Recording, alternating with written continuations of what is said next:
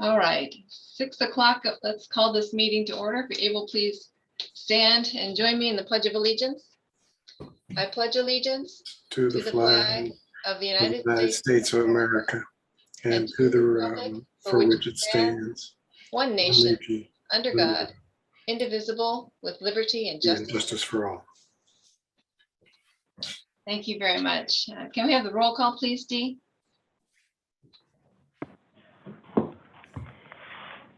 Director Yee, Present. Director Stewart, Present. Director Wallace, Present.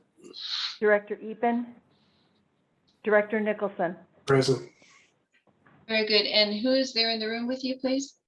In the room, I have Kimberly Hartz, Chris Henry, Tina Nunez, Larry Labossiere, Paul Kozachenko, Shri Badu, Caleb, I don't know Caleb's last name. Patterson. Caleb Pedersen, and myself, Dee Antonio. Okay, thank you. Well, welcome to the July 13, 2022 regular meeting of the Washington Township Healthcare District Board of Directors to continue to protect the health and safety of the members of the board, district staff, and members of the public from the dangers posed by the SARS-CoV-2 virus. The Brown Act allows a local agency to continue to hold its meetings remotely, as opposed to being required to meet in person. Section 54953E3 of the Government Code requires that the board make certain findings every 30 days to continue meeting remotely. One such finding is that, quote, state or local officials continue to impose or recommend measures to promote social distancing, end quote. The Alameda County Health Officer continues to recommend social distancing and the wearing of masks indoors. I refer the public to the Alameda County Healthcare Services Public Health Department COVID-19 website at www.covid-19.acgov.org. I ask for a motion that the board make the finding required by section 54953E3B2 of the Government Code that, quote, state or local officials continue to impose or recommend measures to promote social distancing, unquote. Madam President, I make the motion that the board make the finding required by section 54953E3B2 of the Government Code that state or local officials continue to impose or recommend measures to promote social distancing. Thank you, Dr. Stewart. Is there a second? Second. Thanks, Dr. Nicholson. All right, roll call, please. Director Yee, Aye. Director Stewart, Aye. Director Wallace, Aye. Director Epen, Director Nicholson. Aye. Thank you very much. That passes. Public notice for this meeting, including dial-in information, has been posted appropriately on our website. Tonight's meeting will be conducted by Zoom. I ask that you please mute your system until such time as you need to speak. We are recording tonight's regular session of the board meeting. It will be posted on our website for future viewing. Moving on to communications, members of the public are invited to speak during oral communications. When prompted, please state your name for the record, then proceed with your statement not to exceed 3 minutes on issues or concerns not on the agenda and within the subject matter of jurisdiction of the board. Are there any members of the public who would like to speak at this meeting? No, hearing none. Are there any written communications? No, there are not. Okay, very good. Thank you. We'll move on to the consent calendar. We will move to the consent calendar that consists of those agenda items that the board will approve with one motion, unless either a member of the board or a member of the public requests to remove an agenda item from the consent calendar. If any items are removed from the consent calendar, the board will take action on the removed agenda item later in the meeting under the action item heading of the agenda. Does anyone on the board want to remove an agenda item from the consent calendar? No. Does any member of the public want to remove an agenda item from the consent calendar? No. Hearing none, may I have a motion to approve the consent calendar items A through H, please? In accordance with district law, policies, and procedures, I move that the Board of Directors approve the consent calendar items A through H. Thank you. Is there a second? Second. Thank you, Dr. Nicholson. Okay, roll call, please. Director Yee, Aye. Director Stewart, Aye. Director Wallace, Aye. Director Epen, Director Nicholson. Aye. Very good. Thank you. That passes. All right, we get to move on to presentations. Kimberly, would you like to introduce our first presentation? Yes, thank you very much, Madam President. This evening, Mr. Fayan will be presenting the next phases of our facility master plan. And before I introduce Ed Fayan, I do just want to acknowledge and deeply thank our community for their support of our next phases of our facility master plan through the general obligation bonds that they have voted on in terms of helping us to fund the construction. So I definitely want to thank our community for their support. And it really allows us to continue to expand and grow as our community does. So this evening, Ed Fayan, our Executive Vice President and Chief Operating Officer, will be presenting the next phases of our facility master plan. Ed has been with Washington since April of 1996. He oversees now safety and security, as well as the development of many of our key programs, acute rehab, cardiac, and orthopedic programs. Mr. Fayan has played a major role in the development of Washington Hospital's facility master plan and oversees all construction and renovation projects. Mr. Fayan holds a bachelor's degree from University of Notre Dame and a master's of business administration from Cornell University. All right, thank you, Ed. Thank you, Kimberly. Can everybody see my screen? Yes. Yes. Okay. So I thought I'd start out and just use this slide to kind of go over our master plans year to date, or up to this point in time. So as the board may recall, there was a master plan that was completed in approximately 2000. And this slide sort of does a good job of showing it to you and sort of the things that happened along the way. So the master plan included starting with a central plant that was going to be the support for all future buildings, and then mainly went right to the Morris Hyman Critical Care Pavilion. You may recall that this formerly was where the Whitaker Pavilion was housed. And in 2000, when the plan was completed, the Center for Joint Replacement was in its infancy, but by the mid-2000s, it had moved out to the Whitaker Pavilion and was growing. And so by the time we were under design for Hyman Pavilion, it was clear that the CJR was a significant program we needed to find a house for or a home for. And so the CJR was added to our plan and built without GO bonds, by the way. All the rest of the master plan was built with GO bonds. So once the CJR was out of the way of the building of the Hyman Pavilion plans, and then construction plans started. And in doing that, we discovered that the whole area behind the site of the Hyman Pavilion was going to be needed for laydown space for the construction. And as you might recall, this was the main parking for all the employees. And so in the plan, there was a sort of idea of building a garage in the future. We decided to move that forward, and this got started and done before we really undertook major construction here, so that all this area was freed up. So while the garage was in the master plan from the beginning, it was supposed to be sometime down in the future. And obviously we did it out of the sequence of the master plan, but again, showing you the flexibility of the master plan in terms of sequencing. So finally, the plan was to, in the future, build where there's obviously free space in the back for another building. At the time, it was envisioned to be another large multiple story, perhaps even 8-story building to mirror the existing 6-story. However, in this time, there was discussion, and the CEO at that time had discussed, why don't we keep this building? It's in good shape, and we can use it for non-acute services. So that again was a little bit of a change to the master plan. And the final step of the master plan in the future was to put an addition out here, which would provide a new entry, administrative space, and various other administrative functions. So that also was sort of modified in terms of our thinking.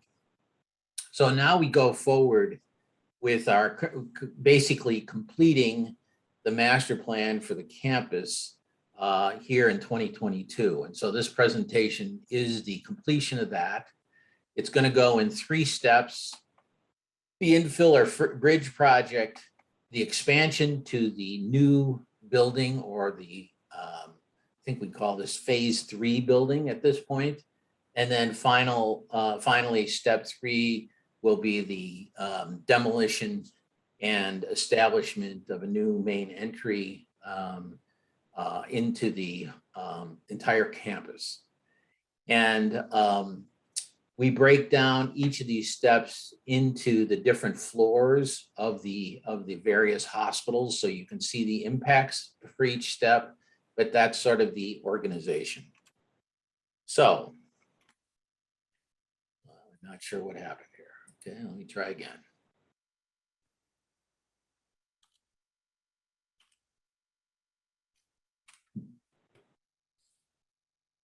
Doesn't seem to want to go forward.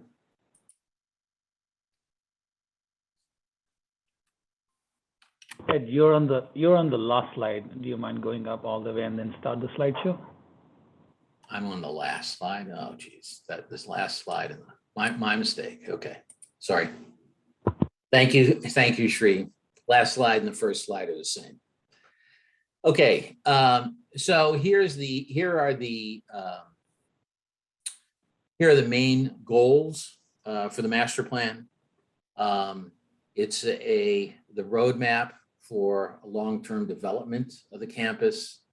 It's the right size, the hospital services. We spent a lot of time looking at what is our current demand, what is our demand with our expected growth rates, what kind of facilities in addition to patient beds are going to be required for that growth, and how many of the various services, of the various types of services, what should be the capacity of each of those. And that we've spent some time with outside consultants determining that.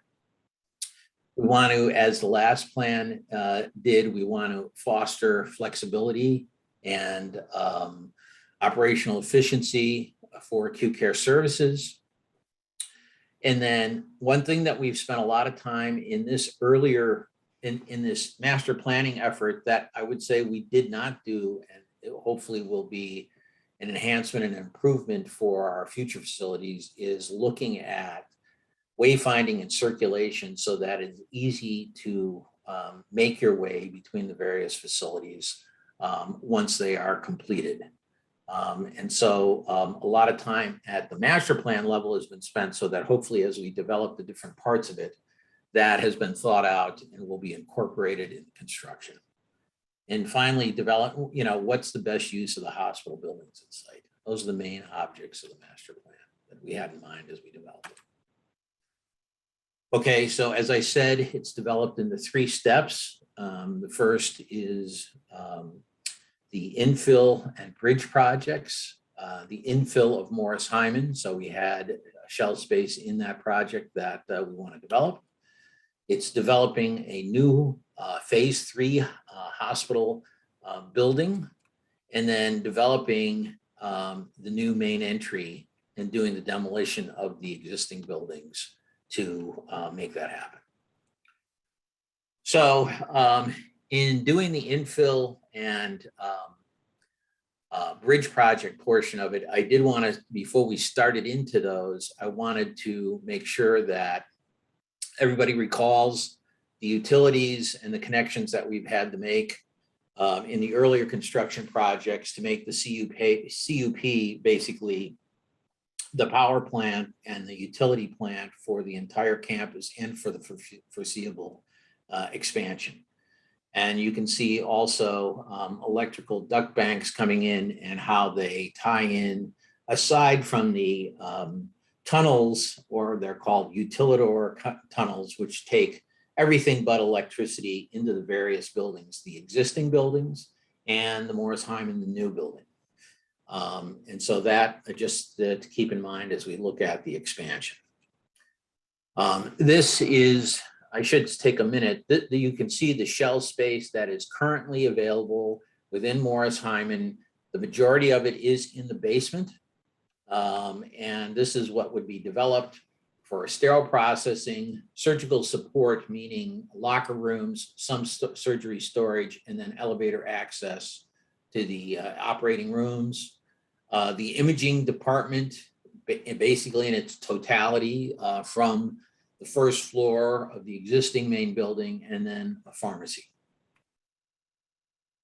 You can see that the connections, this is on the basement level again, are mostly connections for patient transport, patient and supply transport. There's a few, as you see here, there's a few places that the public would be entering the basements to get access to imaging, and also here where it's in existing, where it's used for access to rehab and existing imaging services that will be moved.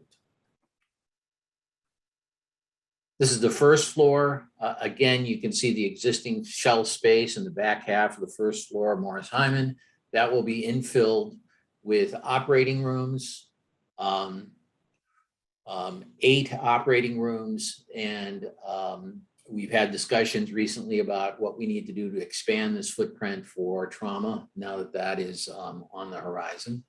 And you can see the patient bridge being done actually before construction starts for this, and having that in place as the OR would come in line. Again, circulation, I think what's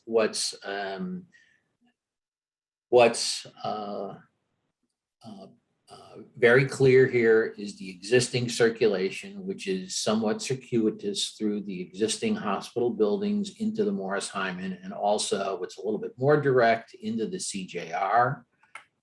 What changes is our access from the emergency room into the operating rooms. It becomes a much more straightforward and closer. And so patients will go directly, depending on their conditions, could go directly back to the operating rooms, or could go over to the holding area to get ready to go into the operating rooms. You can also see patients come from the PACU to the elevators for access to the rest of the floors in this building, or to take the elevators down to get back over to the existing 6-story as that is used. And then you can see outpatient access to the holding area here from the main lobby. Access mostly for patients to come over from CJR, and then we've got some support transport that will happen between the main corridors over here and the Morris Hyman Critical Care Pavilion. So that's the first floor, and the main impacts obviously for this phase is on the basement and first floor, because that's where the shell space is. However, the rest of the buildings will stay pretty much intact. The only thing to note is on the 3rd floor, this is the location that we have earmarked for the rehab unit that would continue to exist post 2030, and the unavailability of the 6th-story to provide acute care services. Rehab services are considered subacute and can continue on there. Okay, so now we get to the second step, and the first things that would have to happen in the expansion phase, or the new building phase, is we have to extend the utility tunnels to get access to that building from all the CUP utilities. And then we will have to be rerouting electrical services from the CUP around the CJR and access the 6th-story in this manner. The reason for that is there would be demolition of this space, and we need to get the access that way. Also, post 2030, you cannot provide any utilities through non-compliant buildings So that's the way it will go. But mostly we're talking about demolition here. Okay. Then we would complete construction of the phase 3 building.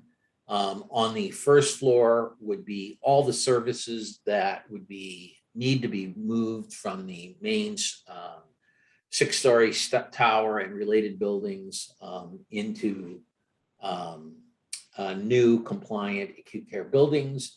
You can see we have kitchen, dining, cath lab, OT rehab, endoscopy, and clinical labs slated for the first floor. I think it's noteworthy, all the rest of the circulation stays as you saw in the former slide. It's worthy to note that the thought process is in this phase, we are going to be adding a new OB floor. And the thought process is that we would provide access for maternal child health patients that would be separated from the main entries, would give them more of a private entryway, would give them a more private access and get more. So we're providing superior facility capabilities for maternal child health. That is one thing that we have consistently been criticized for in satisfaction surveys, are the quality of the facilities. This would start to give it a little bit more of a concierge feel, and this would be an addition. It would be viewed as a main entry for maternal child health patients and really try to exclude everybody else. You can see we still have entries for emergency room and public parking for emergency room, which potentially could be brought around to this side if we needed more capacity. This shows you the connections now on the second floor. So we pick up an additional 50 beds on each of the second floor and the third floor. Circulation is tied to the Hyman Pavilion in the same way we have tried to set it up, which is that we would have visitor and public access in one corridor, and staff and supply access in another corridor and via different elevators. So that's the idea. The public elevators would be here and here. The staff and support elevators would be here and here. Obviously this side, because this is the entryway for the public coming for maternal child health, which is on an upper floor. So that's the second and the third floor. And then we get to the fourth floor, which is maternal child health. And we fit everything here, which is 20 LDRP rooms, the NICU, cesarean section, operating rooms, and all the support needed, and in addition to the well baby nursery. So that's all taken care of in this, and it's fairly isolated, which is a good thing in terms of security and privacy for mothers and new infants. And I think that's it for this slide. So we're going to move into the demolition and site development portion. And so you can see that this is the basement level. So the main thing that you're seeing here is the extent of demolition, and that you see that the circulation or the entrances for the employees basically throughout all the expansion, all the changes continues through the entries that we have basically over here that are very close to the garage. And the idea would be that the garage, over here, the garage would continue to be the main parking facility for all employees, and we would be looking at relocating physician parking here as well. So that access stays, I think, good. This shows you the first floor, and the main things to look at here in terms of what's different is the access for the public. We have built a corridor here that is going to be alongside the area to be demolished and then rebuilt. This is the walkway here approximately here over to the 2500 building. So the parking for obviously visitors and the public is going to have to be moved because so much of this area is going to be under construction or be lay down area. So the public parking in front will have to be utilized for construction, and 2500 will provide the bulk of the public parking. There will also be some public parking left over here, and there will be access provided to this side. You know, obviously most convenient to get in to the CJR and then the 6-story building while we develop the front entry. And so when we are done with the entire master plan, you can see that we have picked up a lot of additional public parking here, also slated to be out over here. We've got one main entry so that everyone would be coming into this space. We would have a new front desk and admitting area. And you would still have, at the end, you would have the private OB parking and entry into the building here. And I think the biggest benefit is that now through this one entryway, you have relative ease of access into all 4 buildings, the CJR, the 6-story, the Hyman Pavilion, and the Phase 3 building.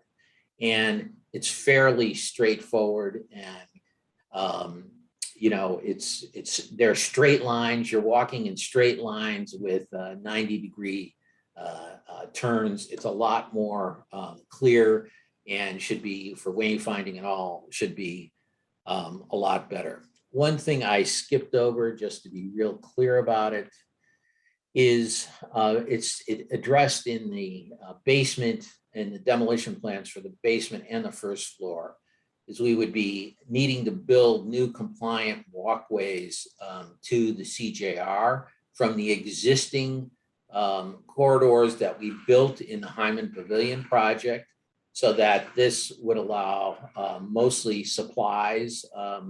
We have, you know, entryways that we can utilize for visitors, but the idea of getting supplies over here, or if patients are going to need x-rays or things like that, this will be a basement circulation route, and it will go up to and connect to the patient bridge, so that we can get, again, supplies in here, or we can get patients transported down to other services in the acute care buildings. So with that, I would take any questions about the master plan. Yeah, Ed, this is Bill. It's been a long time in coming. I just have one question. In the unlikely event that Sacramento provides some accommodation where the 6th floor tower could be used for acute patient care, is there anything that would preclude that? Any issues with corridors or access with the way the current plan is set out? You mean at the end of this, is there going to be some issue? I would say the answer to that is no. We would still have on the basement level, you know, we will have connections for patient transport to the rest of the services. I'm talking about your patient transport would be here, and you will have access into this building. And you can see, I didn't spend a lot of time on this, basement access also to the services that will be over in the Phase 3 building. So I don't see any problems in terms of providing acute care services, and there certainly isn't any issues with access, hallways, fire, or anything like that in the 6th story. Great. Thank you very much, Ed. Other questions? So perhaps, you know, now when you look at a view like this, you can have in mind the additions that would go in and complete the campus master plan. Very good. I'm so excited that the public has access to be able to see all that's going on and what they have to look forward to. So I thank you for doing this presentation tonight, Ed.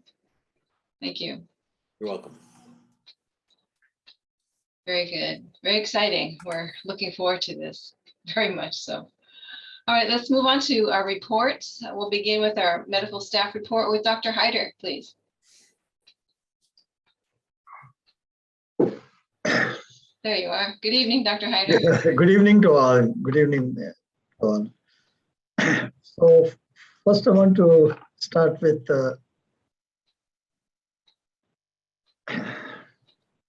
that our hospital census has been rising. It's about 191 with COVID cases also rising to 32 with 28 positive and 4 PUI. So the COVID is quickly changing. The coronavirus has spotted the yet another super contagious Omicron mutant variant called BA 2.75. The scientists feel that the variant is able to spread rapidly by get around immunity from the vaccine and the previous infection. So it has been rising. So hopefully we should be able to control it. We have been in the hospital is equipped with everything, and we have seen the worst in the past last year, and so we are very confident that we should be able to do it. The secondly is as we have been bestowed with the trauma center, it will be the staff was thinking that we should have some strategic team with the board members, administration, and all the hospital medical and nursing staff, so that we can able to implement it as it comes around, because it will be done under in parts or something like that. The other thing is that the leadership development committee has been successfully approved and all that, and the staff feel that they should be able to implement very fairly to all the sections of the medical staff, all the 4 sections, WTMG, private physician, as well as sound physicians and Palo Alto groups. And that's so that we can do it in a fair view.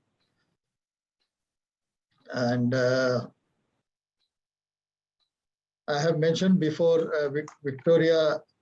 Dr. Victoria Leffert, OB-GYN has retired, and she has dedicated her 30 years of service to Washington Hospital, and the hospital proudly acclaimed that services, what she has given to us. This is my report. Okay. Thank you, Dr. Hyder. Thank you. Okay, Debbie Ferry up with our Service League report.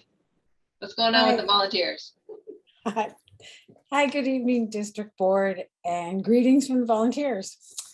The volunteers continued to be busy in June, staffing the gift shop, nursing unit assist positions in all areas now, and the emergency department and the lobby. The highlight of the month was the first in-person volunteer social. We had an ice cream social hosted by the Service League, and on the 29th of June, and we were thrilled to have about 40 volunteers, and that enjoyed a lot of ice cream. They had a lot of ice cream sundaes with a lot of toppings. I didn't know they could eat that much ice cream. And we also wanted to thank Kimberly Hartz, our CEO, for coming and enjoying this social also. It was wonderful seeing her there. We're also welcoming back more high school volunteers, and they'll be in the lobby. They are already in the lobby, and there'll be more in the lobby and the gift shop, and hopefully the birthing center. We'll get them back in there. And that's my report for the month. Are there any questions? Well, thank you. Thank you, Debbie. All right, up next is our quality report. Kimberly, can you do the introductions, please? Yes, it is my pleasure this evening to introduce Elisa Curry. who is the coordinator of rehab clinical programs at Washington Hospital and a board-certified clinical specialist in geriatric physical therapy. She holds bachelor's degrees in psychology from University of California, San Diego, and in physical therapy from Langston University in Langston, Oklahoma. She received her clinical doctorate in physical therapy from A.T. Still University in Mesa, Arizona.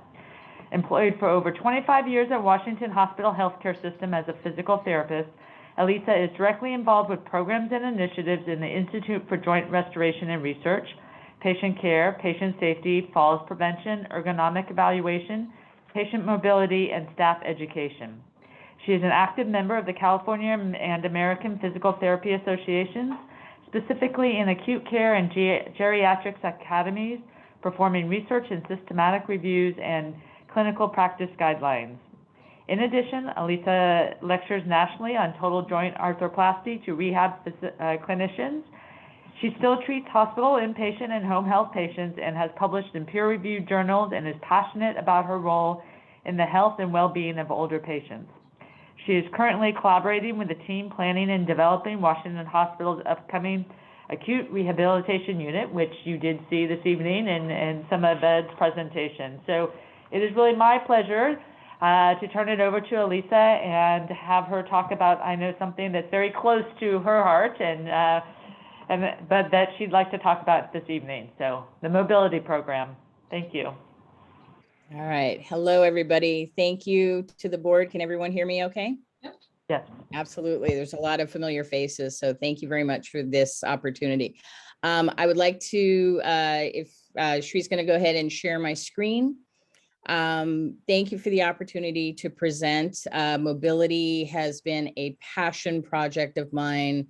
Believe it or not, this has been since 2016 that I believe we've been trying to really get this project going. And so it's really taken off in the last 5 years. And so we'll go ahead and get started. Next slide. So the key factors that I want you to keep in mind is that many hospital patients get up and do not get up when they're in the hospital. Over 80% of them during their hospital stay are in bed the majority of the time and spend less than 43 minutes a day walking. So if you keep that stat in mind, we'll kind of delve into that in a little bit. We know that insufficient physical mobility it drastically increases the risk for frailty and drastically impacts the client's functional decline. We know the complications and factors that can lead to ongoing problems from immobility include blood clots, skin ulcers, decreased muscle strength, respiratory problems, pneumonias, things like that. We also know that this can lead to lifelong problems. So this can be a insidious onset of an ongoing problem. So our focuses were twofold. We wanted to look at mobilizing patients in the hospital setting and making sure that we keep mobile patients mobile and hopefully also contribute to decreasing hospital-associated complications and infections. And then also we wanted to focus on the fact that actively participating patients helps to improve their hospital experience, helps to decrease factors like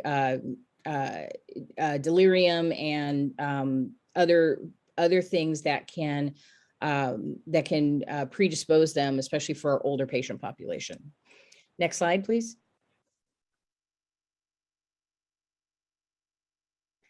So I want everyone to think about how many times a day you sit to stand. From the time that you wake up in the morning, you're sitting and standing multiple times a day, doing multiple activities. So when we put this list together for this presentation, Richard Bohannon is a very well-known physical therapy researcher, and he did a systematic review in 2015. And each one of these 8 places that are listed, these are multiple times a day that people sit to stand. Next slide. The average person he found did sit to stands at least 45 times a day. That is a range of 33 to 71 times a day, and found that when people sit to stand less than 45 times a day, it contributes to weakness and limitations in participating in activities. Next slide.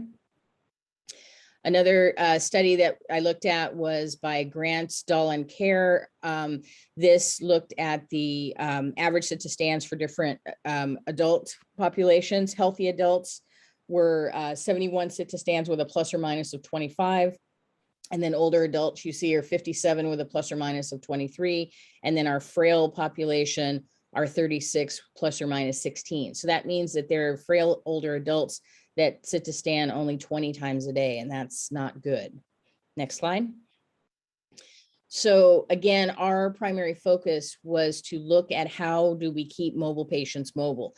We know that medical issues take precedent in the hospital, and it's important for us to highlight that it is absolutely critical to focus on the medical stability of patients, but we can multitask. And so we can't lose sight of the fact that mobility is, for the majority of population, mobility is extremely important to making sure that people are moving. That is a factor of the clinical staff that care for patients. That's a factor of the patients themselves being empowered, and also family. When we were on limited visitation because of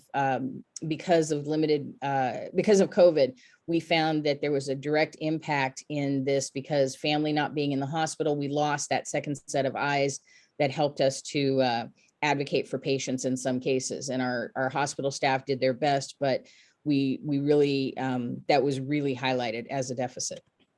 Next slide, please. So the effects of bed rest, we know that from a cardiac standpoint, you have lower output, you run the risk of orthostatic hypotension, you don't expand your lungs as clearly, and so you have chance for conditions like atelectasis, or you decrease the overall oxygen intake, which can predispose you to things like pneumonia. You know that muscle strength and blood flow decrease because you aren't actively using your muscles more. You know that there's an increase in bone loss and a decrease in bone density, because weight-bearing activity actually stimulates bone growth. So when you aren't stimulating bone growth, you actually decrease your bone integrity. We know that patients are at a much higher risk for constipation, and we see that day in, day out in the hospital. In addition to decreasing our gut motility, and patients can also suffer from malnutrition because they aren't eating. I think that that goes hand in hand with the psychological aspects of it, as well as I'll kind of skip down to the depression, the delirium, the disorientation that people experience, and that combined with the decreased strength and inability to get up, we see patients having increased episodes of incontinence or urinary frequency. We also see increased potential for skin breakdown. And when you require assistance to move, you can suffer some skin damage through people moving you up in bed. So these are all things that happen with bed rest. Next slide. So our goal was twofold, and I have to make sure that I commend on the nursing side of things, Kimberly Chabot, who's an RN on medical oncology, and also Tigist Awell and Adelita Tinoco. They were very key in making these happen. But we all worked together to do two things. We wanted to find a standard common language for nursing and rehab, because we think differently. We approach the problem in different ways. And so we had to figure out a common language to talk about mobility so that everyone understood it and everybody understood what everyone else was talking about. We also knew that if we did this, we would have an impact on not just length of stay, but our discharge to skilled nursing facilities. And we would have a tool that, as I said, everybody would understand. Also, the fact that we wanted to work on utilizing our CNA staff as well, because our CNA staff are as effective as we make them. And by encouraging mobility and identifying those patients who could mobilize with nursing, that would then make those patients easier to focus on for nursing, and then rehab could focus on the patients that were more, that required more skilled interventions. So next slide. So what we did is we went to the Institutional Review Board and we got approval for 2 studies. The first was to mimic a study that was done at Johns Hopkins in 2014 by Dr. Eric Hoyer that looked at nursing attitudes, beliefs, and concerns around early mobilization of patients in the acute care setting. And the second one was to focus on the development of a sit, stand, walk program that is focusing on who were the right patients to encourage for mobility in the hospital. And by focusing on meal times and getting patients up, that would help to maintain their function. Next slide. So Johns Hopkins has a very robust program called their AMP program. It's the Activity and Mobility Promotion Program. So we have permission from Johns Hopkins to utilize this program. This is available to any facility, and it is focused on the chart that you see ahead of you. So starting from the bottom, patients are essentially rated for how, for the one-time longest distance that they do. And the rating can be done by nursing during a shift. The rating can be done by rehab during any rehab interventions.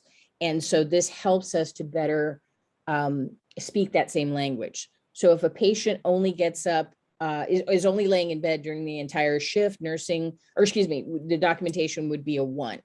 If they were able to at least be transferred or move in bed, roll in bed, that would be a 2. And then so on, sitting at the side of the bed, a 3. If they sat up on the side of the bed or moved to a chair or bedside commode, that would move to a 4. If they could stand from 1 to 9 minutes, that would be a 5. If they could walk 10 steps or more, a 6, 25 feet or more, a 7, and then 8 is 250 feet or more. The nice part about this particular chart is it also gives a suggestion of what devices to use with patients. So you can see that patients who were 6 to 8 could use mobilization devices and sit-stand aids. And then those patients who were lower required more supportive devices or things like lifts. Next slide. So with this tool, we wanted to encourage nursing, or let me back up. So rehab started this tool within our department back in 2017, 2018, and we integrated it with all of our treatments. So all the PT and OT staff, anytime that they mobilize patients, we started utilizing this tool. We then rolled this tool to the 2 most diametrically opposed areas of the hospital, which was IJR, where patients are obviously getting up and mobilizing the same day and getting out of the hospital same day or next day. And then we rolled this also to critical care, and we were able to integrate this with our early mobility program. And when we were participating in the multi-center study with the ICU Liberation Project, Dr. Akawili was really key in helping us to bring this to the hospital. So we wanted to focus on patients we wanted to focus on getting this rated first. And then once we got this rating system down with documentation and nursing, then we were able to start really encouraging it. Now we've been able to roll this out to all of the nursing units in the hospital. So all nursing units, with the exception of the birthing center, utilize this in their documentation. So once a shift, usually at the end of the shift, the nurse will document the highest one-time level that someone does. So if they got up and walked 1 time during their 8-hour shift, but that patient walked 240 feet, then they would get a 7 for the shift from nursing. But if they walked also with therapy, but they walked 4 25-foot lengths, that would also be a 7. So then there was correlation between what nursing was seeing and what rehab was seeing. Next slide. So we did 4 things. We surveyed the staff. In terms of the survey, we surveyed the staff. We used poster boards to educate the staff on the HLM scoring. We wanted to make sure that the nurses felt confident about their documentation. And then we focused our education with the CNA staff as well as transport to make sure they understood about mobilization as well. Next slide. We had a pre-intervention period that started in May of 2019 and went through mid-June of 2019. We saw the average length of stay at that time to be 6.28 days. We then did the intervention period through 7/17 of 2019, and you saw a slight bump in the intervention in the intervention period. And then you started to see a decrease in that time period. So we looked at 3 post-intervention times that actually went through 2019. Now, luckily, we were able to capture this information before COVID because that really did have an impact on the information. Next slide. What we also paid attention to during this pre-intervention time period for education was our discharge to skilled nursing facilities. So you see that we started out with a 25% discharge rate to skilled nursing facilities at that time. And you see down into our post-intervention period, we went down to a 9.8% discharge rate to skilled nursing. Next slide.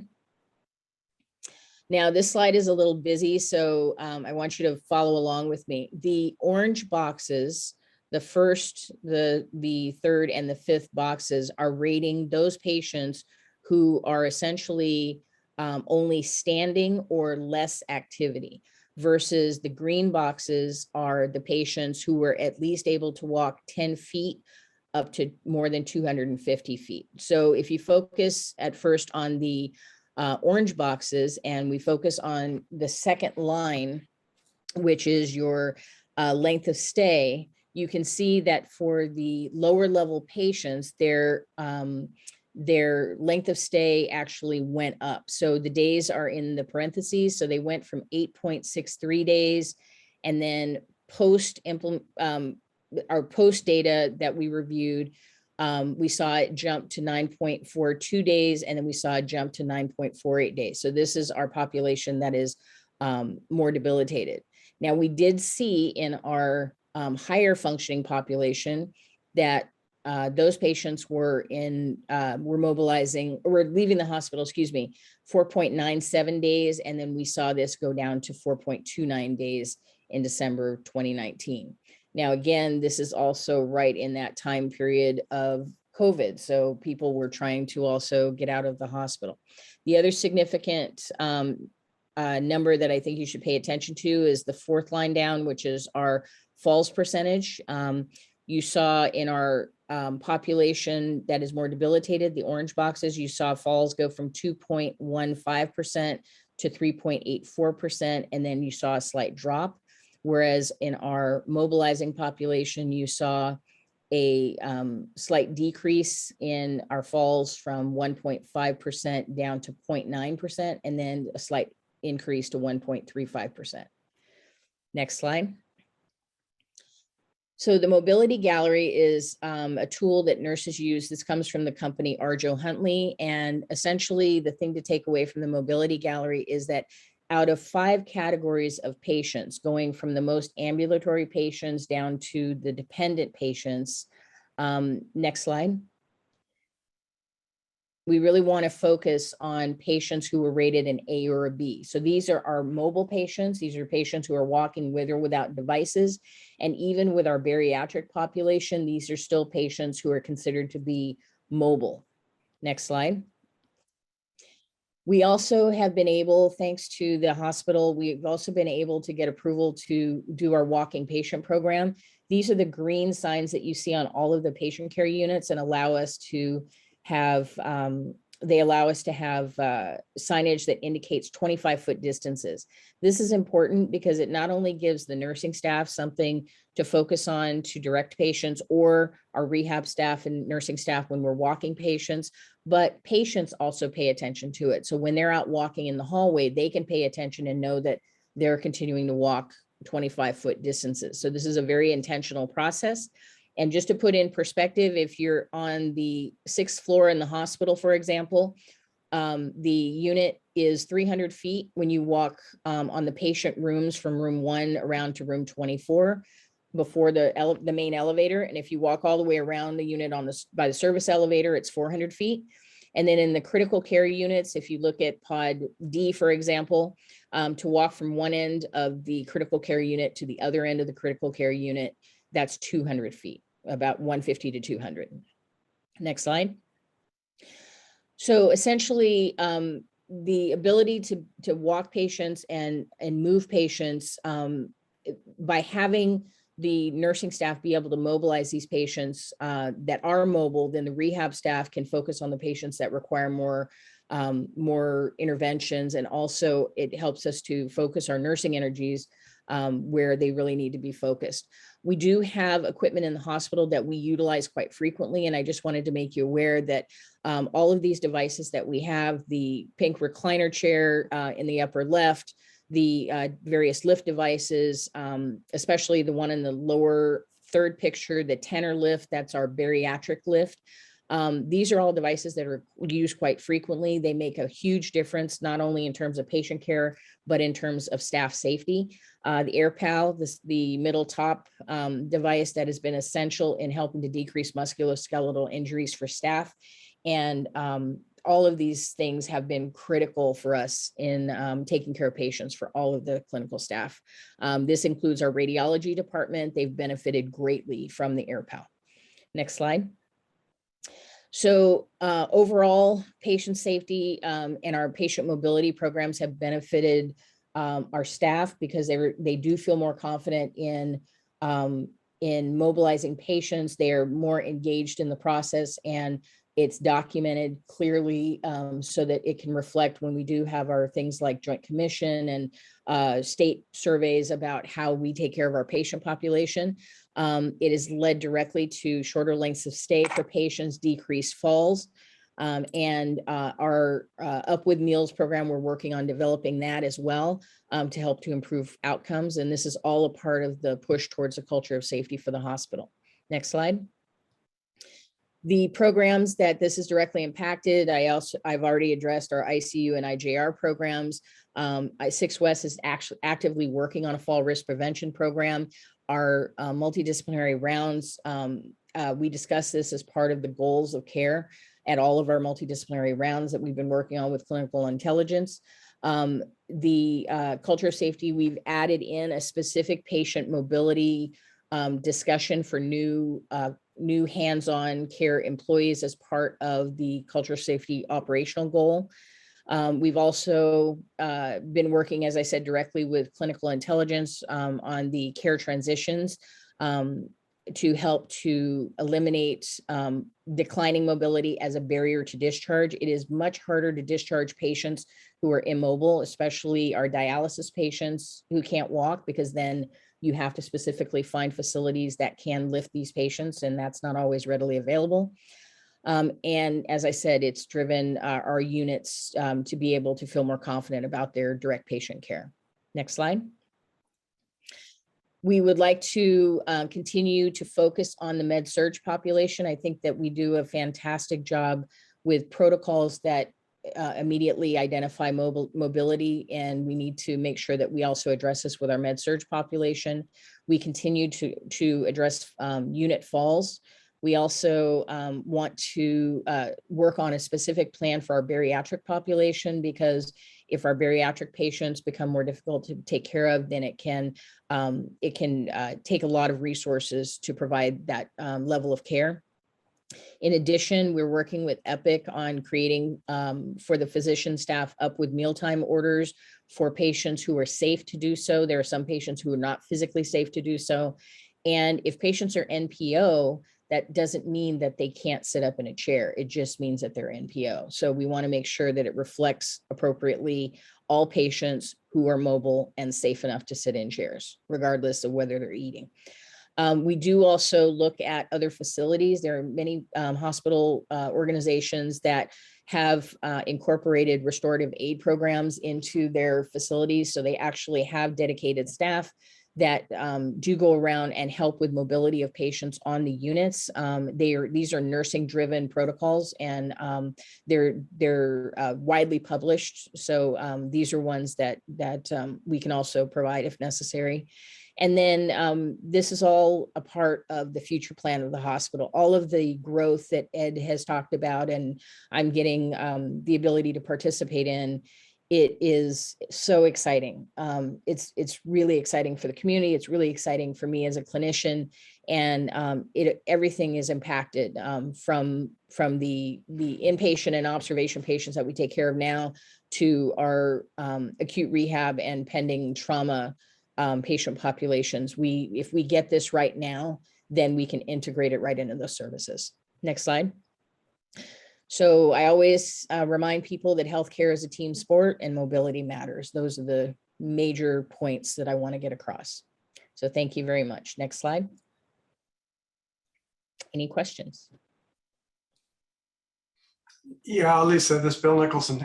First of all, great presentation, and thank you so much for your great work over the last 25 years. I have a question about monitoring. And I know in the hospital, we use a lot of monitoring devices, telemetry, oximetry, blood pressure, fetal monitoring, all of that. And in the office, not a day goes by when one of my patients shows me their smart watch or their Fitbit, which shows me how many steps they're doing and what their heart rate response is to exercise.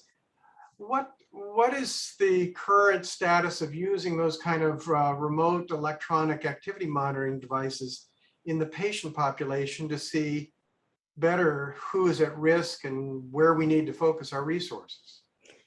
Well, if the patient's in-house, the monitoring that we use is very portable. So I know that Biomed has gone down to smaller monitoring devices that actually pick up a lot of activity. So we can actually monitor cardiac rhythms as we're working with patients. We can monitor our O2 sats without it being obstructive to patients. Right. So those that's not what I'm talking about. What I'm talking about is actually monitoring the activity and mobility of the patient so that you might look at a whole floor of patients and say, okay, these guys are doing the 250 feet without problem, but we've got a whole another crop of patients that need more work. Is there any use of these kind of Fitbit type activity monitors? Well, we haven't looked at that yet because our steps right now are so low. And I think that there's actually room to look at that as we start to get patients up more. I haven't specifically looked for studies that monitored if anybody is doing that type of monitoring in the hospital. But it's an interesting concept. I can tell you that from the joint replacement side, I know definitely that there is an implant that is being developed that has a component within the stem of the knee replacement that will tell you range of motion and will tell you how many steps someone has done. Yeah, I love it. Yeah. But the thing I would caution about is that it's very easy to get caught up in the quantity of the steps as opposed to the quality of the steps. And that's really what matters, is the quality, because you can have someone that walks 300 feet, but they don't walk 300 feet well. So I think that there's room to definitely look at that technology and to utilize the technology to encourage people to get up and to mobilize. But I think that there's some foundational work that we need to do to teach the staff and get the staff comfortable with encouraging people. And then we need to empower patients to tell them, because there's some patients that don't want to bother anybody. So they don't get up, they don't ask to walk, and we need to empower them to ask or to get up and walk. And then I think we will definitely move in that direction. Yeah, those are just superb goals and projects. That's just wonderful work. Very good. Thank you. Great questions, Dr. Nicholson. Elisa, I just so appreciate the team focus that you have, because this is adding one more thing for the nursing staff, the CNAs to focus on. And they're busy already, but this is so important because it can make them even better going home. And the focus on keeping everybody safe, not just the patients from falls, but for our staff, for protecting their backs, Yes. all the lifting that you do. Yes. It's just thank your team for us. Well, And encourage them to keep it up. Yes, absolutely, Jeannie. I totally agree. The goal is never to add more work. It's to be smarter about the work we're doing. And so I like that. That was the goal, is that it's hard to take care. It's hard enough to take care of patients, but to have a patient that is in the hospital for multiple days and to see them come in ambulatory and then in 4 days time, they can't walk. And then it makes it, it lengthens their stay. And so if we can focus on the ones that are able to move and keep them moving, then it makes them easier to care for. Boy, I have seen that. My 94-year-old mom was quarantined in her room in her memory care unit. And in the 10 days that I didn't get to see her, the decline in her strength was just so noticeable so quickly. Mm-hmm. And so I'll have to talk to you about this sit to stand. I am always available to anyone. Yeah. Absolutely. I'm a therapist 24/7, 365. I appreciate your heart. I really Anytime. do. Anybody else? Any other questions for Elisa? Great. Well, thank you so much for being with us tonight. I appreciate your report, and that others will be able to view this as well. I appreciate everyone's time. Thank you very much. Keep up the good work. Take care, everyone. Bye-bye. Great. All right. Our finance report next with Chris Henry. Okay, thank you, Director Yee. Tonight we will be looking at Washington Hospital's operating and financial results for May. We can get the presentation up here. Thank you, Shri. And moving right into our utilization statistics. Inpatient average daily census for the month was 152.1, about 8.2 higher than the budget of 143.9. Combined average daily census for the month, which includes our outpatient observation equivalent days. These are folks that are not considered inpatients, but still in a bed.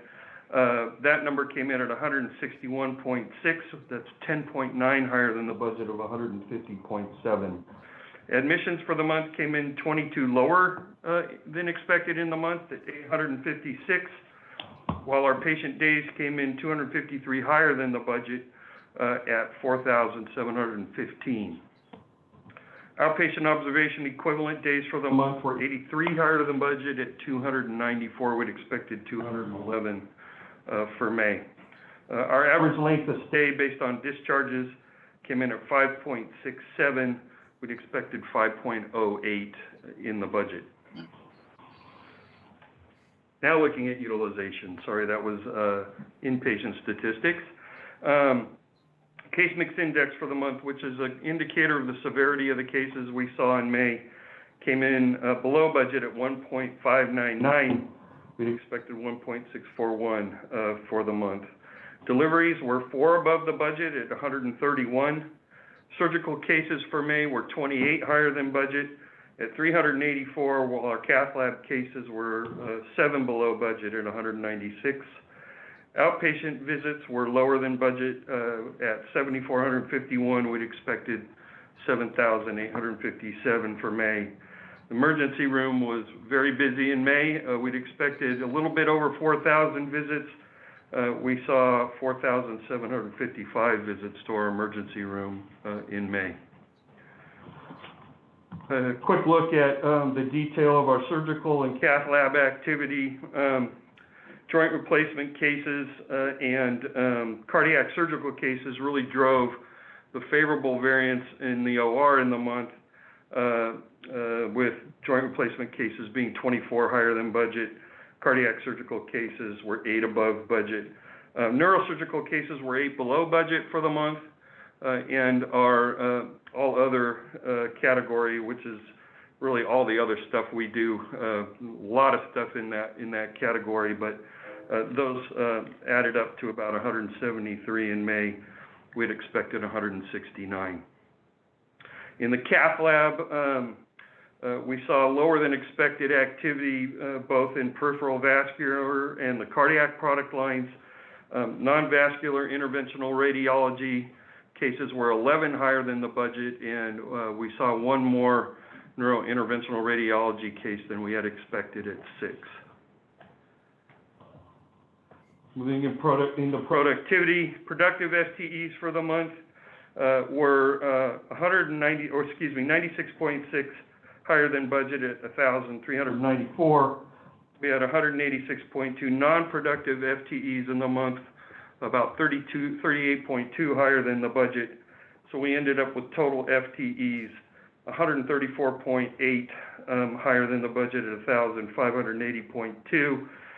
That variance in non-productive FTEs, we've talked about the special COVID sick pay that's been mandated by the state. That's really driving a lot of that variance this month, and you'll see it again when Kimberly does her report for June. FTEs for adjusted occupied bed came in at 6.16, about 0.5 lower than the budget of 6.66. Moving into the financials.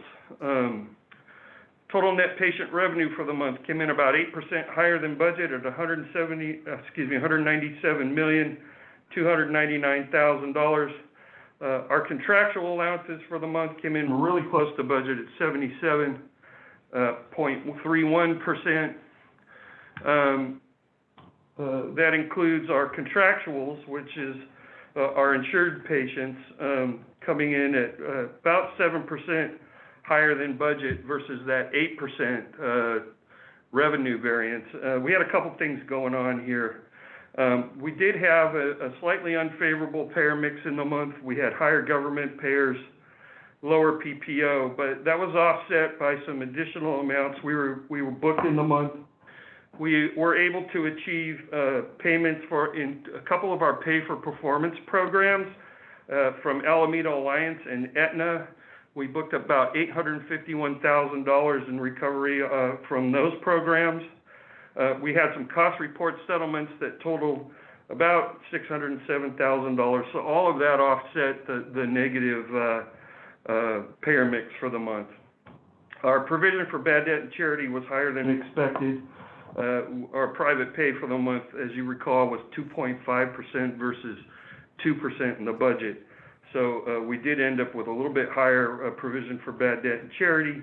And again, so our total deductions coming in right at 8% higher than what we expected in the budget at $152,525,000, and thus that's 77.31% of our gross revenue. So we ended May with net operating revenue that was almost $3.5 million higher than the budget at $45,263,000. Operating expenses for the month ended up $7.8 million lower than budget at $33,197,000. Salaries and wages for the month were up almost $2.5 million. We did have that higher FTE variance. We're still having staffing issues, so we're using a lot of overtime, a lot of registry personnel in the month, and that COVID special pay added about $300,000 to that number. Benefits for the month were $10 million lower than budget. First, our health and welfare claims were lower than budget by $1.2 million. We did have an unexpected favorable actuarial report on our pension plan. We had expected to see an increase in our actuarial liability of about $5.5 million this year and had been booking to that number, but when we got our final actuarial report for the year, our actuarial liability actually ended up reducing by $4.3 million. So we had booked about $4.5 million of the expense that we had to reverse, and then booked the additional $4.3 million pickup from the reduction in that liability. Supplies for the month came in $127,000 higher than budget, largely driven by prosthetics and food costs. That was offset by about a $140,000 favorable variance in our pharmaceuticals. Professional fees for the month were $423,000 higher than budget, and that being driven by the consulting work that's being done by Clinical Intelligence and Trifecta on our utilization and patient financial services areas. Marketing for the month was $382,000 lower than budget, and depreciation about $266,000 lower than budget. So we ended the month with operating income of almost $12.1 million against a budget of $816,000, and again, most of that largely driven by that favorable actuarial calculation on our liability. Non-operating income for the month was almost $1.5 million higher than budget. We're very grateful to have received a $277,000 donation from our fundraising foundation. That's very much appreciated. We were surprised and received $886,000 in additional COVID relief funds related to fiscal years 2020 and 2021.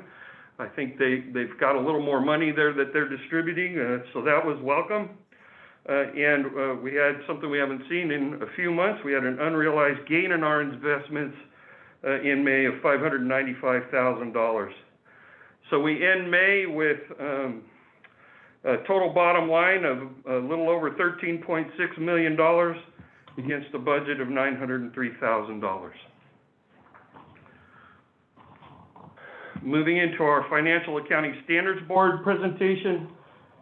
Again, this is a estimation of how the financial markets might adjust our GASB financial statements when they look at us.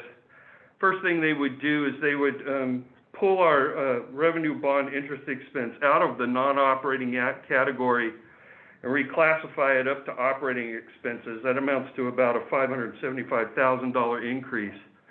So we end the month from a FASB perspective with operating income of about $11.5 million for May. They then eliminate our general obligation bond interest expense and the tax revenue that supports the debt service on those, and that unrealized gain on our investments, because FASB does not recognize those three items, to end up with non-operating income of a little over $1.3 million against a budget of $377,000, and net income from a FASB perspective of almost $12.8 million against a budget of $618,000. Running through our earnings before interest, taxes, depreciation, and amortization. And again, this is an estimation of the income that the operating and non-operating activities provided.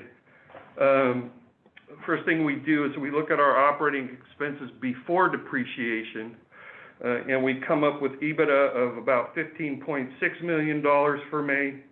Then we look at our non-operating income before interest expense. That's an additional $3.3 million in the month.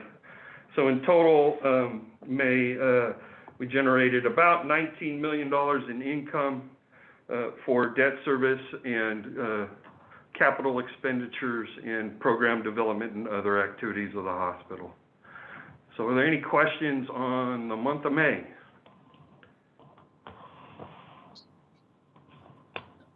Okay. Thank you very much.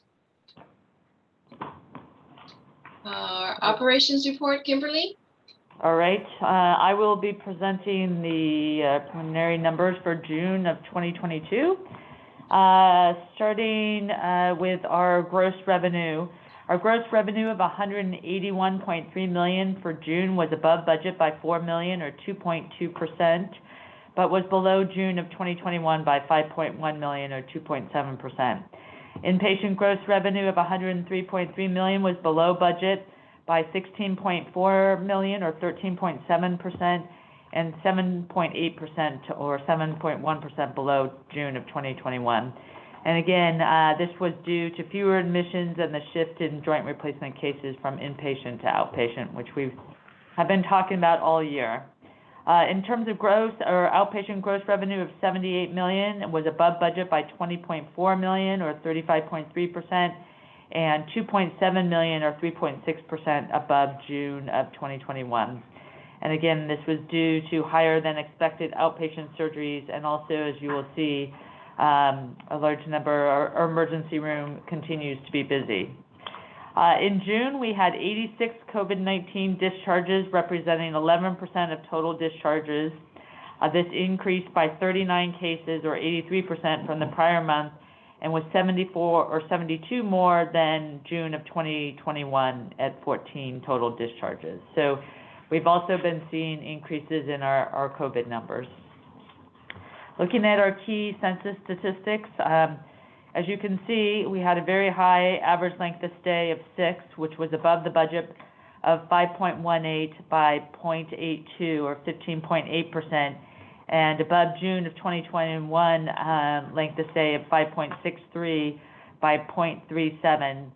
So really the main drivers around the high length of stay was that, as we've talked about each month, is the number of discharges of patients with length of stay greater than 30 days. So this month we had 11 discharges with length of stay greater than 30 days, and they range basically from 31 days all the way to 384 days. So if you excluded all of those 11 discharges, the length of stay would be about 5. And also it should be noted, 3 of the cases discharged during the month accounted for 566 patient days. So, we've worked in terms of looking for transitioning patients to the appropriate length of stay. We still do have in-house 8 patients with length of stay greater than 30 days, and they range from 31 days to 270 days. The average length of stay of the 86 COVID-19 patients discharged in June was 6.51 days. Moving on, our outpatient observation days at 291 were above the budget of 206 by 85 days or 41.3%, but 47 days or 13.9% below June of 2021. Inpatient average daily census of 154.4 was above the budget of 146.9 by 7.5 or 5.1%, and above the June 2021 average daily census of 139.5 by 14.9 or 10.7%. Still very busy in-house. Combined average daily census of 164.1 was above the budget of 153.8 by 10.3 or 6.7%, and 13.3 above the June 2021 average daily census. So the combined average daily census includes outpatient observation equivalent days, as Chris has mentioned. So again, we're seeing for this time of year busier than we've seen in the past. Admissions of 809 were below the budget of 850 by 41 or 4.8%. June 2022 admissions were 28 or 3.6 above June of 2021. In June, 13% or 21 cases of the total joint replacement cases were inpatient, compared to 41.4% of budgeted or 53 cases, a difference of 32. Patient days of 4,633 were above budget by 226 or 5.1%, and were 448 days or 10.7% above June of 2021. Although our admissions, as I mentioned, were 41 or 4.8% below budget, patients did stay longer on average, resulting in higher patient days. Looking at our surgical trend, our total surgeries in June of 361 were above budget by 23 or 6.8%. Surgeries were 44 or 10.9% below June of 2021. Inpatient surgeries at 137 were 31 or 18.5% below budget, and 35 or 20.3% below June of 2021. Outpatient surgeries at 224 were 54 or 31.8% above budget, but 8 or 3.4% below June of 2021. I do want to give a little bit of an update on the Peninsula Surgery Center. As mentioned last month, the Medicare Accreditation survey was completed on Thursday, April 28th, 2022.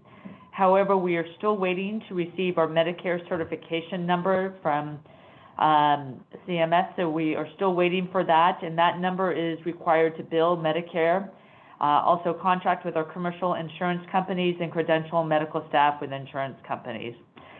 We are able to do Medicare surgeries at this point, so we have done about 35 Medicare cases at the Peninsula Surgery Center in May and June, but we do need to hold off until we've received our certification number in order to bill those cases and also to do our other insurance, commercial insurance types of cases. So we have been actively reaching out to them and hope that we'll be receiving it in the very near future. They are backlogged like many other of the government departments. So moving on to surgical activity, our joint replacement surgical cases were above budget by 33 or 25.8%, but were 14 below June of 2021. Neurosurgical cases were above budget by 3 or 13% and were 8 above June of 2021. Cardiac surgical cases were below budget by 6 or 60% and were 13 below June of 2021. All other surgical cases combined were below budget by 7 or 4% and 25 below June of 2021. Moving on to cath lab. Cath lab cases for June at 188 were 36 or 16.1% below the budget of 224 and 33 below June of 2021. Our cath lab inpatient cases at 81 were 34 and 29.6% below budget and 32 below June of 2021. And cath lab outpatient cases at 107 were 2 or 1.8% below budget and 1 below June of 2021. Looking at our breakdown of cath lab activity, really where we're seeing the decrease is in the cardiac cases. They were below budget by 48 or 38.7% and 18 below June of 2021. Our non-vascular interventional radiology cases were above budget by 10 or 18.5%, but 8 below June of 2021. Our peripheral vascular cases were above budget by 3, 7.1%, but 5 below June of 2021. And lastly, our neurointerventional radiology cases were below budget by 1 at 25% and 2 below June of 2021. Our deliveries for June were 119, which was above budget by 8 or 7.2%, but 13 below June of 2021. So we're still seeing both increases and decreases in our deliveries. Non-emergency outpatient visits, they came in at 7,556, which were above budget by 391 or 5.5%, but were below June of 2021 by 428. The increase was primarily driven in 2 areas. The first was the cardiac rehab, and visits were above budget. They came in at 703, and they were above budget by 237 or 50.9%, and 100 above the prior year. So we're continuing to see cardiac rehab grow. They're still about 11% below their pre-COVID-19 average. Also, outpatient wound was very busy. They had 490 visits and were above budget by 159 or 48%, and 65 above the prior year. Moving on to our emergency room visits. Emergency room continues to be busy. We saw 4,735 visits, which were above budget by 842 or 21.6%, and 854 or 22% above the prior year. Moving on to our gross revenue recap. Emergency visits were above budget by 842 or 21.6%. driving emergency room revenue up by $1.9 million or 18.1%. The mix of patients' visits included more cases with lower complexity. Our patient days were above budget by 226 or 5.1%, and there were fewer ICU days than budgeted. So as a result, Our room and board revenue was above budget by $506,000 or 1.4%. Our surgical cases were above budget by 6.8%. However, due to lower than expected cardiac cases, our surgical revenue grew by only 2.1% or $676,000. Deliveries were above budget by 8 or 7.2%. C-sections were above budget by 32%, increasing revenue by $548,000 or 19.4%.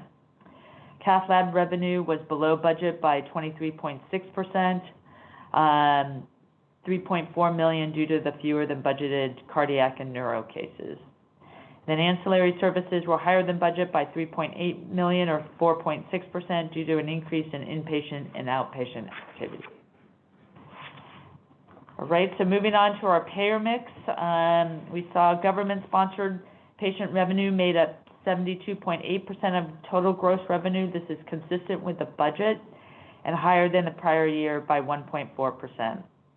HMO was 2.1% of gross revenue, below the budget of 2.7% and lower than the prior year's percentage of 3.3% of gross revenue.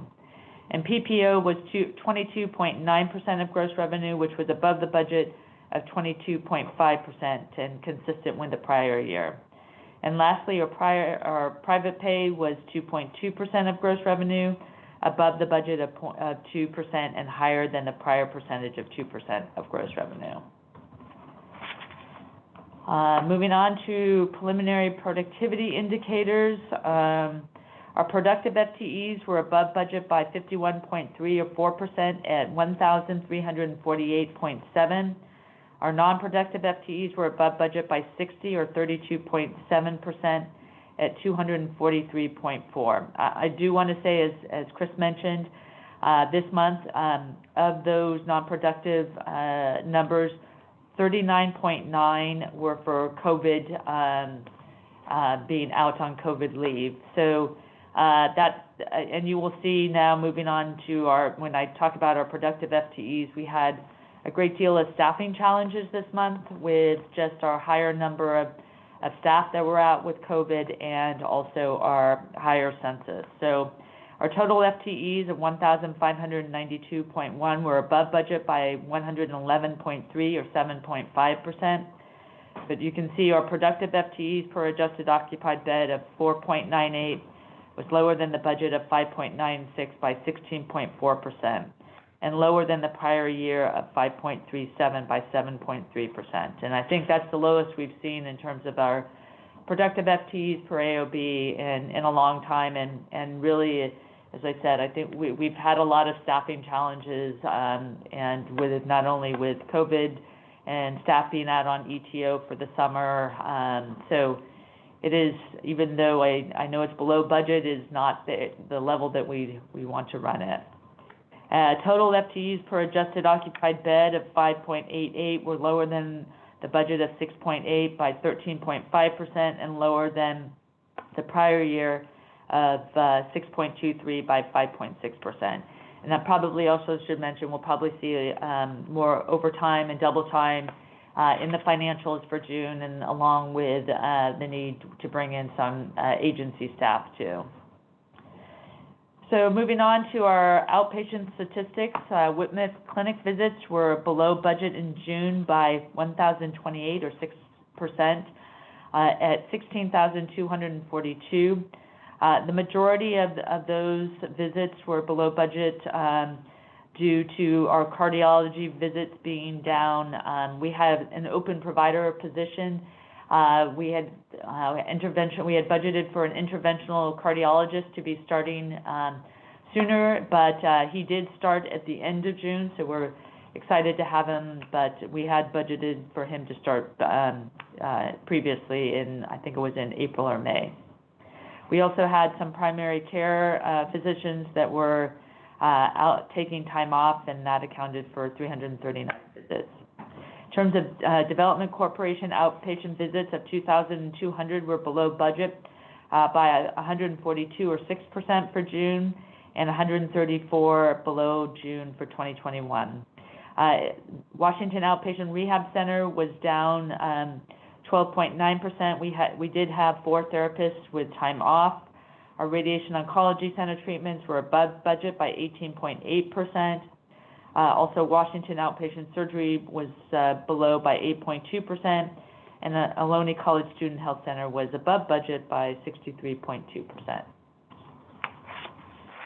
Looking at our key financial statistics, our days cash on hand for June ended at 167 days, a decrease of 1 day from last month.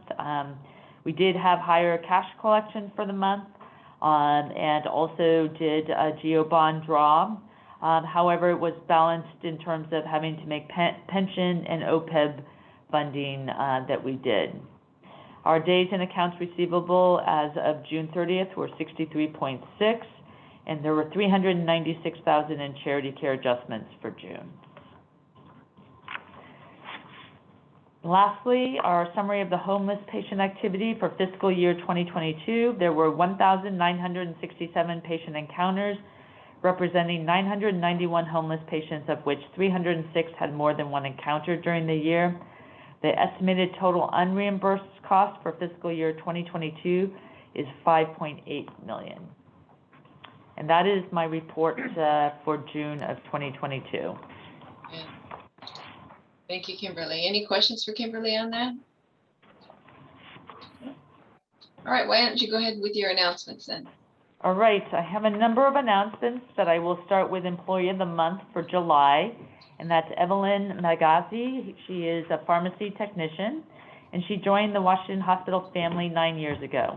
Evelyn has grown significantly in her role and was the first in the department to voluntarily improve her skill set by gaining advanced technician certification through the American Society of Health System Pharmacists. And that focused on IV sterile preparation, hazardous drug preparation, medication reconciliation, and controlled substance prevention certificate. Evelyn became an example to her coworkers, inspiring other technicians to pursue advanced certification also. Evelyn utilizes her knowledge well and continually takes on added responsibility. This has included working on a quality improvement project related to increasing the efficiency of our use of the Pyxis Med Station, thus improving the inventory control process while minimizing the interruptions of out-of-stock alerts. Evelyn demonstrates a teamwork approach and a can-do attitude, always with a smile. She is very detail-oriented, which is essential to her role. As a pharmacy technician, she is tasked with measuring IV doses, batching unit dose meds, completing medication reconciliations, filling and delivering Pyxis items, as well as keeping up with stat medication orders. She does all of this with precision and efficiency. Her peers note that Evelyn is an example of what makes the Washington Hospital Pharmacy Department great. She always comes to work with a smile and a helpful spirit, all while keeping patient care her #1 priority. And congratulations to Evelyn, and it's a pleasure to be able to present her with the Employee of the Month for the first month of our new fiscal year, July 2022. As we all know, she plays a very important role in patient care. All right, moving on to my other announcements. I do want to let the board and everybody know that the Joint Commission for Accreditation is here. They are doing an unannounced survey for us for the lab. It is an area that is supposed to be surveyed every 2 years, but due to the pandemic, they are behind in their survey process. But just want to let the board know that it is a 5-day survey with one surveyor, and she is here for the full week, and her background is a pathologist. So just want to let the board and others be aware that we are undergoing a Joint Commission survey. Moving on to our past health promotions and outreach events. On June 9th at 6:30 p.m., Dr. Tam Nguyen, our family medicine physician, presented Men Take Charge of Your Health on Facebook Live and YouTube. 97 community members participated in the live event, and since that time, an additional 361 people have accessed the presentation. On June 29th, Maria Nunes, clinical manager of the stroke program, presented information on stroke awareness to the residents of Acacia Creek Retirement Community in Union City. 59 residents attended.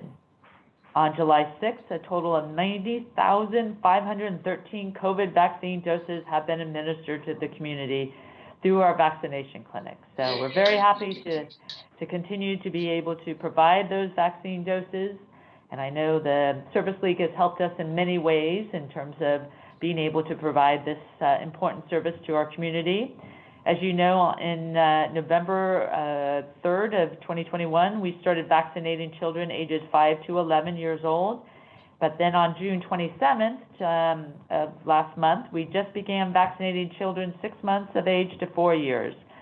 And as of Tuesday, July 12th, we vaccinated 60 children in this age group. So we will continue to get the word out to make sure that everybody is aware that we are able to provide vaccine for this age group too. Some of our awards and recognitions that we've been given this past month, Practice Green Health has awarded Washington the Partner of Change Award. This is in recognition of the healthcare system's work towards impactful sustainability. We've also once again been recognized as one of the top programs for stroke care in Northern California. Recently, American Heart Association and American Stroke Association honored us for program excellence with the Get With the Guidelines Stroke Gold Plus Quality Achievement Award. It's a very prestigious recognition and confirms that our stroke team delivers the highest quality care to our community. Also, we just were recently recognized from the American Heart Association with the Mission Lifeline STEMI Receiving Center Silver Achievement Award. For STEMI, as we know, this is a heart attack where an artery is completely blocked and the medical team needs to act quickly to open the blood vessel in the cath lab to avoid permanent damage of the heart muscle. And this award recognizes Washington for its high quality care of meeting or exceeding guidelines around therapy recommendations in treating patients presenting with STEMI heart attacks. So we're very excited about receiving that award too. In terms of some of our upcoming community outreach events, on Thursday, July 14th, Dr. Bryant Bonner, orthopedic surgeon, will present information on bone and joint health to the residents of Acacia Creek Retirement Community in Union City. Also on July 14th, Dr. Stephen Zahner, family medicine, will present information on concussion safety to the athletes and families of the Fremont football and cheer. On Friday, July 15th, Dr. Stephen Zahner will also be presenting beach and water safety on Facebook Live and YouTube. This is a talk presented in conjunction with the Arune Foundation.